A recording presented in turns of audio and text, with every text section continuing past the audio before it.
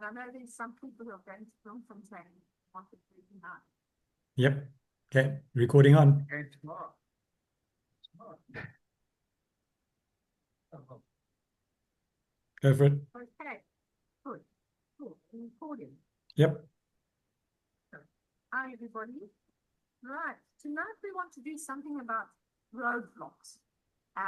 We got this idea from our road that has been dug up at the bottom. The bridge collapsed. So to go to Westville, you go down the road, you turn right, and you go down the road for about 2 kilometers, not even, and then you're onto the freeway. Now you've got to go almost into Pinetown to get back onto the freeway. So you've got to go round and round. They said it would be ready by June.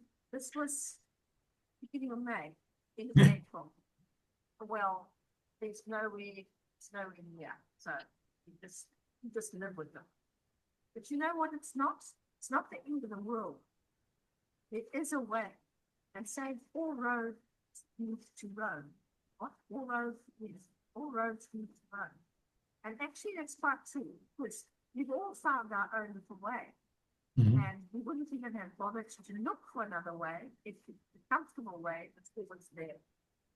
So we're back to the good old question is, what is stopping us, you, to go to Director? What is the reason? Well, people going to Director in 6 months. There are also people going to Director in 6 years. So what is stopping us, and what are we going to do about it? Because it's no good zooming, going to functions, hitting ourselves, doing events, running around, speaking to people, buying products, and this seem to be like a gerbil on a bowl, or a table, just going round and round and round and round. So what John and I as well, us as well, so I'm talking to myself, is we need to do a self-analysis and be absolutely honest with ourselves. No kidding ourselves, no thinking we're doing things and we're not really doing things. We've got that success tracker. I don't think any of us actually follow that success tracker properly. It's actually quite daunting when you look at it. So what we want to do tonight is just put it out there. Do your self-analysis and be totally honest with yourself. What are your strengths?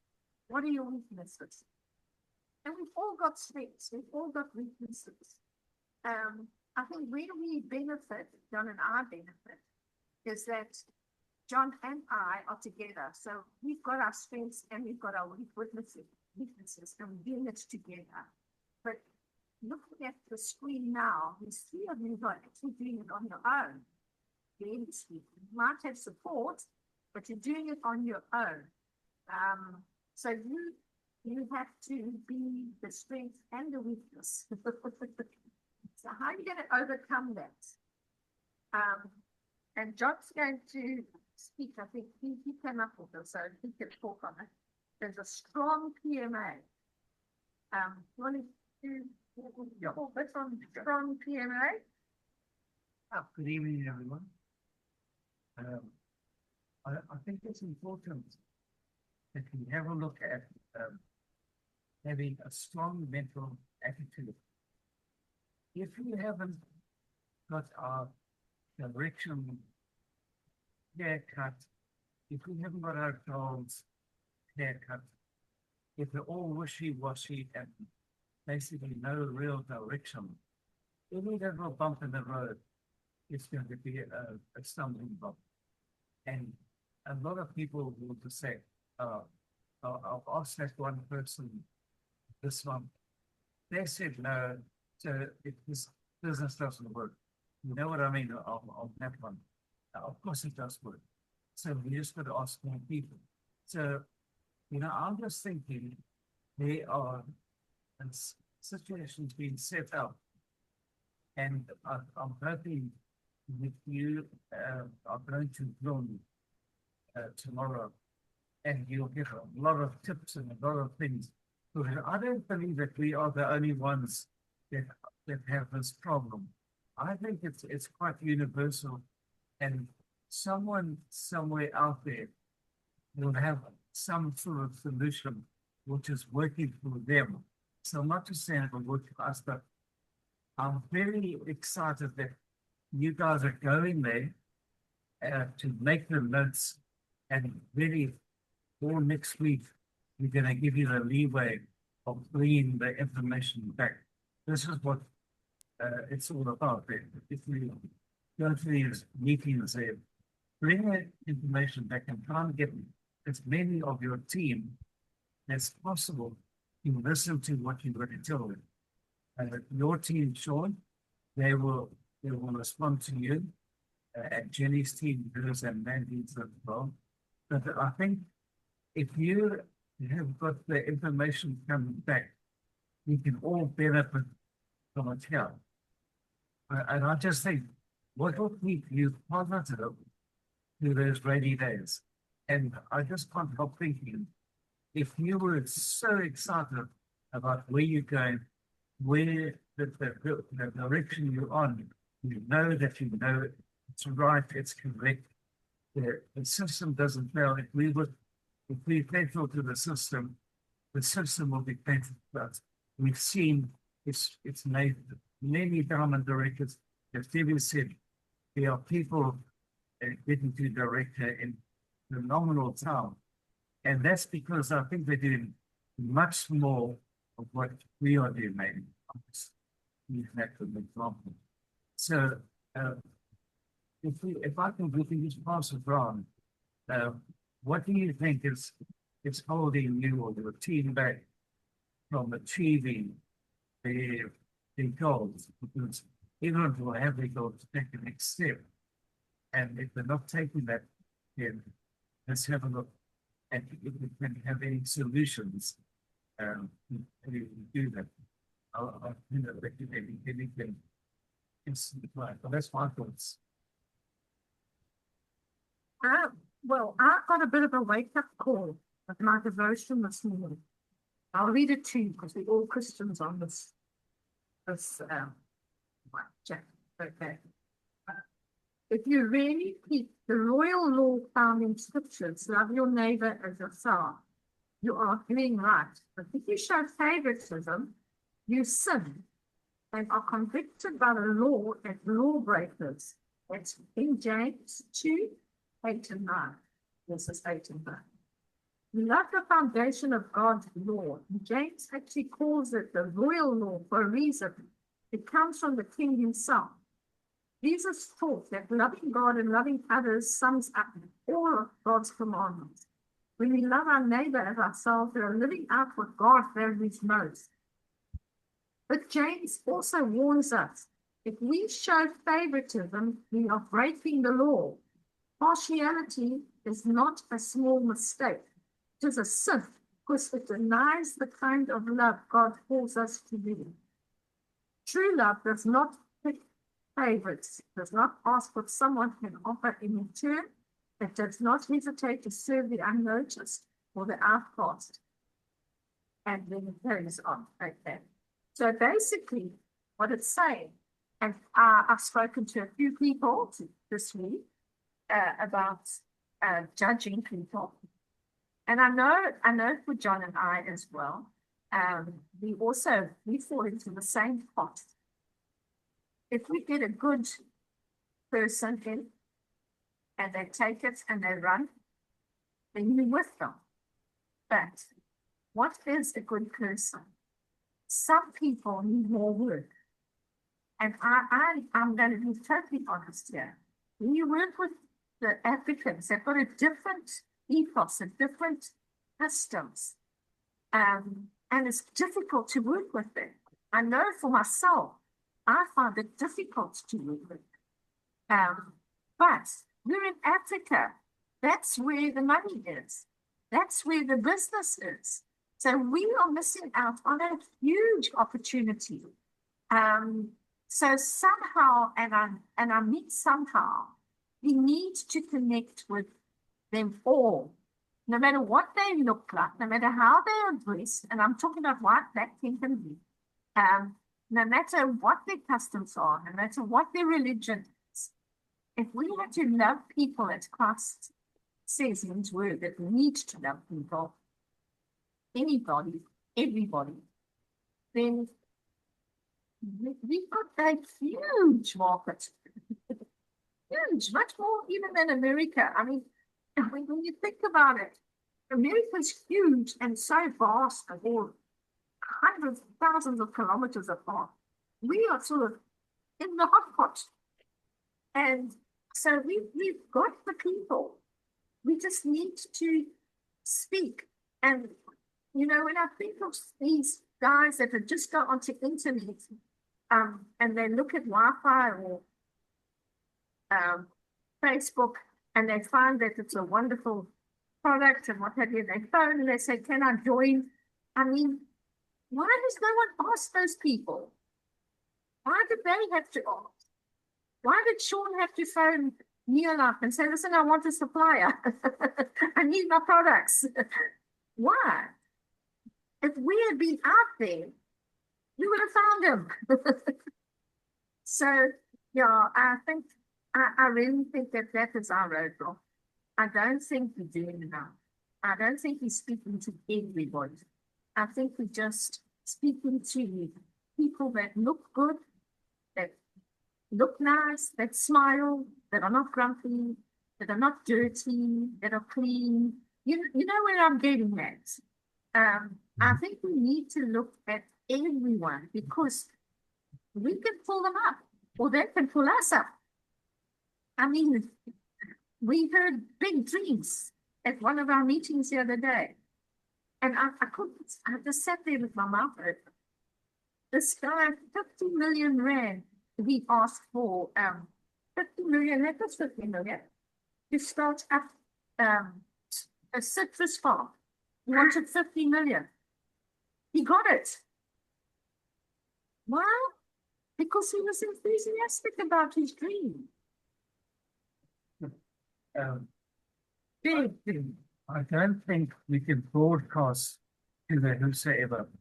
If we're going to find people of our level or higher, you can't give it to, as Debbie says, the one low cost one day. They will actually pull your business down. I'm seeing that. If you, no, but you've got to have a system in place where you can invite them in. And I can't help thinking these meetings like with Blue coming in, the one in the Congo with Tracy, like you said, those are the ones where we can invite more than usual because someone else is going to be doing the presentation and not ourselves. So I think personally, I'd hate to see every riff that comes off the street into your business. They can only pull it down. You have to have an organized structure where we can bring them in, they can listen to a plan, and they can make the decision, and we can have structured training for them, whether it be on Zoom, whether they do their it's going to be a difficult one if you'd like to just clarify that, because like you're going to get all those people. I'm just thinking of that little man that was the SAPA director when he went to the summit last year. There was this little man, and I'll tell you, it was like he was totally, his clothes hung on him. He was, I'd say, not unfit. He was a pleasant guy. I would not have approached him, put it that way. And there's this little guy, and because Neolife do leadership courses, pulls them up, has this director school, Ruby school, all those things that they have at Irene, the heart game reserve at Irene. That's where they're going to be polished. And imagine how proud you would feel if one of your guys that you got becomes a $5,000. And remember, I'm just trying to remember what Charlie said. He said, no one would have wanted to invite him where he was at that stage. But look where he is now. So yeah, and I'm really seriously thinking about speaking to more people. If they say no, it's fine. You just need to speak to them. Are you open to look at a way of increasing your income? I mean, these youths, there's thousands of them unemployed. And most of them would love to have an opportunity. Look, a lot of them are lazy and they won't want an opportunity. They just want a handout. But that's people. That's not our perspective. We're not meant to judge people in that way. We meant to just ask them and love them, no matter what they are, who they are, and let God do the growing. And we just need to open our mouths and speak. What do you guys think? Have you seen what the DSA is doing at the moment at Johannesburg University? Yeah. The DSA is presenting courses to students on direct selling. Now, DSA is obviously the association that controls all the network marketing companies in South Africa. And Brandon Masondo, as far as I know, heads up the DSA. Those students, they actually now have a course on network marketing at Johannesburg University. And those students are just taking off. And as Eric Worre says, we don't have to do a presentation to every single person we see. Simon Chan says the same thing. All of them, Rob Sperry, Simon Chan, Eric Worre, all of them say the same thing. We need to learn to start a simple conversation. Hi, how are you? And from there, grow. Because by saying, hi, how are you? And I love doing it to my patients because they're lying in hospital. They've either about to go into theatre or they've just come back from theatre. So, hi, how are you? I'm fine. You can't be fine, otherwise you wouldn't be lying here in hospital. But if you do that, and you can make a joke out of it. You know, the guy's hobbling around on one leg and he's hopping on one crutch. You say, how are you? No, I'm fine. No, you're not. Tell me how you are. And then they go, oh, actually, you do want to know about me. And from there, and I'm still learning the art of conversation. I don't talk to anybody, as you know. But I think if we could master the art, and it is an art, of starting a conversation, not a presentation, a simple conversation, that's where we're going to find our people.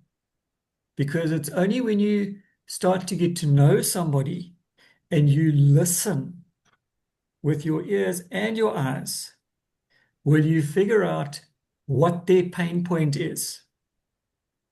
Rob Sperry just did a talk with a whole group of youngsters in the States. And he said, I follow him on Facebook, and he said it was quite eye-opening and heartbreaking because he asked them, this is a whole bunch of teenagers, he wanted no names, he just wanted to know, what challenges are you facing? What's hurting you? And he said he was blown away with the responses. They're depressed, they're facing abuse, they're facing breakups, they can't understand why their parents are split up. And all of them had a challenge. He said on the surface, they were a happy bunch of youngsters. But when he saw their cards and what they had written, we're all hurting. Everybody that we come across. And usually the ones with the biggest smiles are the ones with the biggest pain. And we have a solution. Whether they take that solution or not, we've got no control over that. But I feel our job is to at least, as you said, Debbie, offer them the opportunity. Are you open to looking at a way to change your life? That's it. And that's where I'm heading with on my Tuesdays as well, with that simple presentation, that 15-minute presentation. All it is an invite of, will you help me? And then you've got a friend, will you help me? Please have a look at this. You can tell me to get lost afterwards. I could care less. I think it was Jim Rohn who used to, when he was doing invites in the beginning, he said, he'd tell people, listen, I'm doing a presentation. I need 10 people. Please, will you come along and be one of my 10? I don't care if you buy anything. I don't care if you put something over your ears and not listen. I just want you there in the presentation so you can be one of my 10. Whatever you decide after that, I could care less. I just want you to be one of my 10.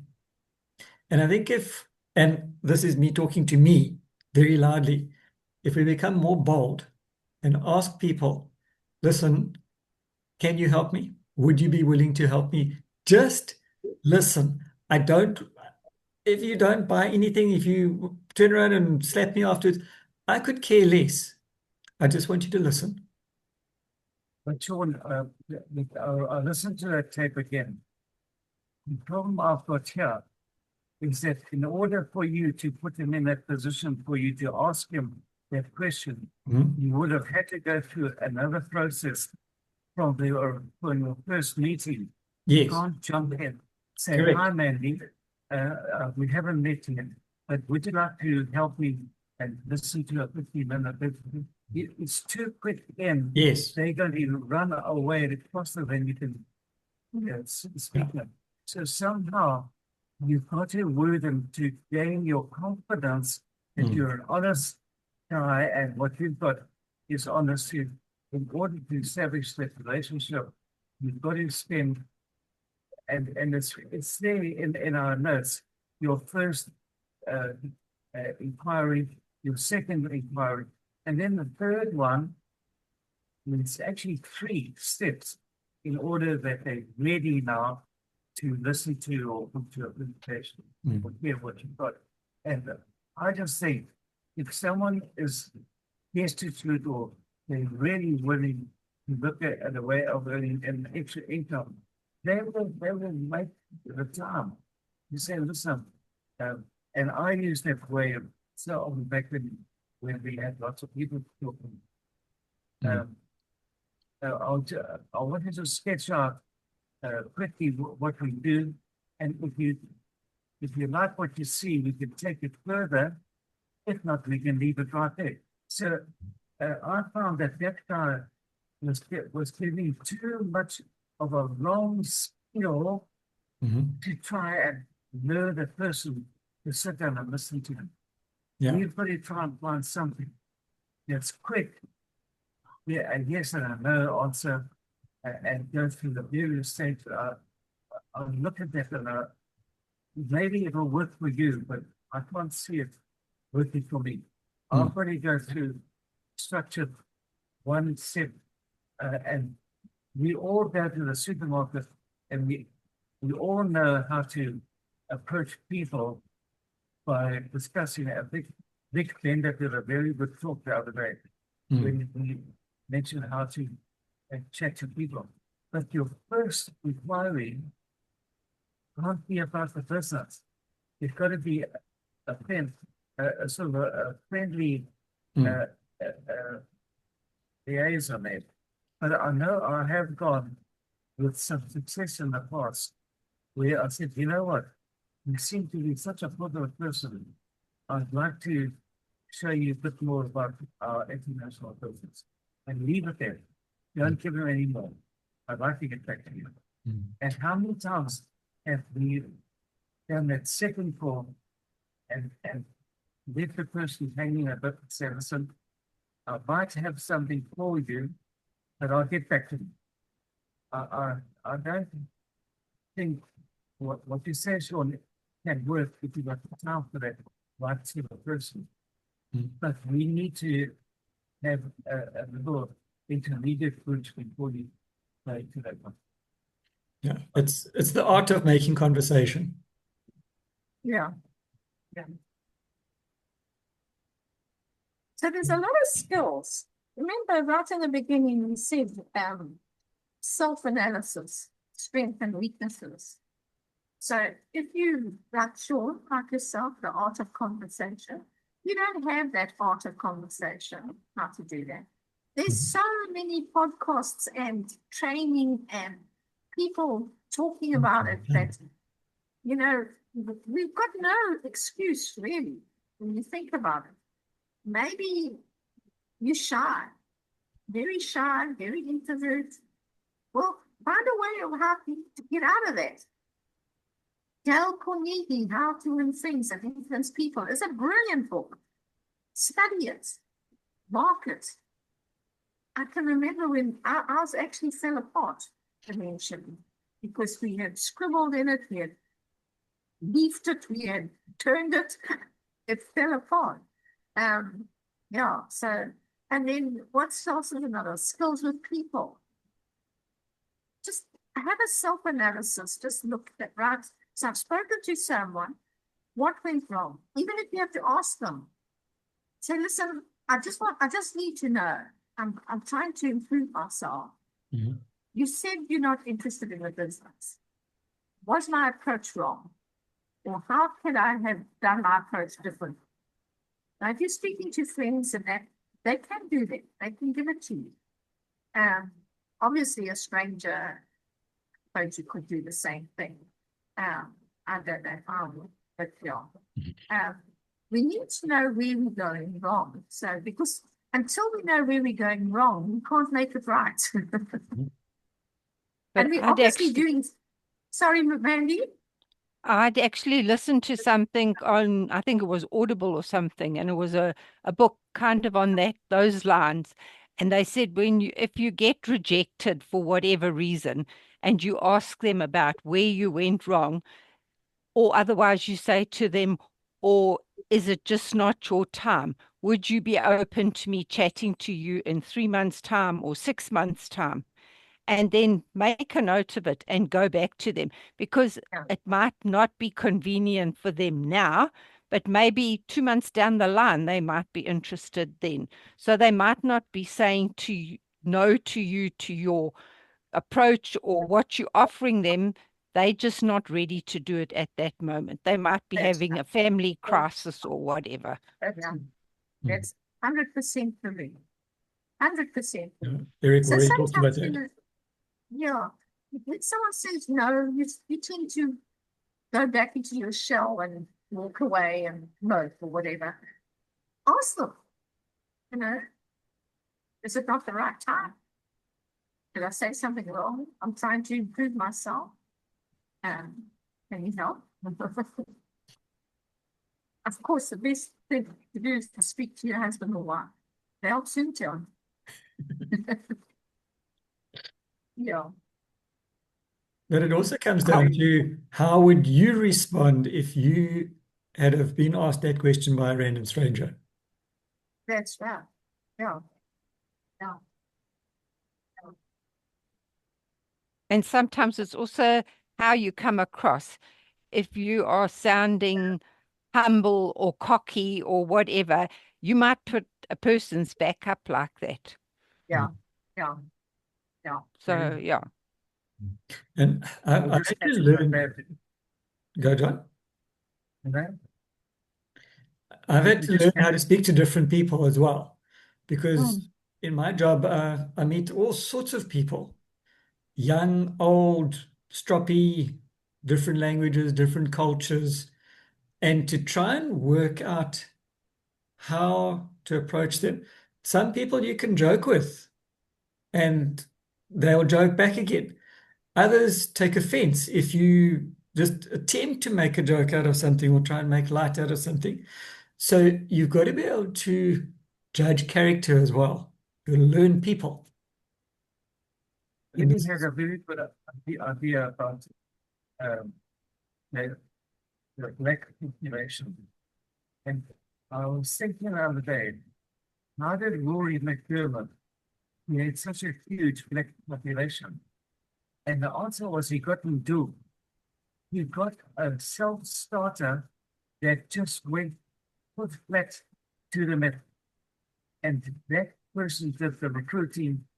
And Rory even told me, any person that he brought in that was quite a good guy, he would refer him through to Doom. Or he would get him started under Doom so that he had that black team. I don't think, if that is right, we haven't got the wherewithal to deal with that structure there. But if you've got a good endowner and someone, How many people did Rory have to speak to before he found an Indu? Yeah. You see, that is the key. That is the key. You've got to speak to these people and speak to these people and speak. I know Rory, you'll ask him when you see him again. Because I don't think he just spoke to Indu. I think he must have spoken to quite a few, and eventually got to him. and I also think that he didn't find them do himself. No, He brought someone in, who brought someone in, who brought them doing. So, as George Bibby said last week, that people are doors, and I know that it's not a bit crass to say that you just a door. But unless we use them as doors to unlock other people, I think we're going to have just our own little circle of friends, and we need to work out of it. The crawl that we're in, and we see this with cattle. If we put a lot of cattle in a small crawl, one or two are going to bust out. So if you want to put more cattle in the crawl, increase the perimeter of your crawl. Okay, and all we're going to do tonight's session really is how do we increase the perimeter of our captive market? And I think we can succeed. no, I don't think, I'm going back to what I said originally. Don't judge people. Just ask them, are they open? That's all you have to do. You just sow the seed. God will do the increase. He waters, he grows. We can't do anything like that. So, and really only God knows the heart. So, we need to look at it as people are precious, and they are hurting, as Sean said, they're hurting. And we've got the solution. But so all we need to do is actually start to talk. What's Jimmy Holiday got to say about illness? I say just learn by your mistakes. I took Gabriella to West Town and we were going for a milkshake. And the guy behind the counter was just, okay, he was looking at Gabby because she's very attractive, etc. And I just made a terrible mistake. I said, I really like you. You are, what are you doing on the 12th? And he gave me his name and Gabby said, for goodness sake, Granny. He got the total wrong impression. I said, I'm an old duck, nearly 80. So she said, so, I am rent-a-mouth, etc. So I've learned by my mistake. You can't get over-enthusiastic. It came across not that well. I didn't see it like that. I thought I was just being friendly. And everybody said, Granny, what did that guy think of you? What are you doing on the 12th of? Oops. So learn by your mistakes. That's my message.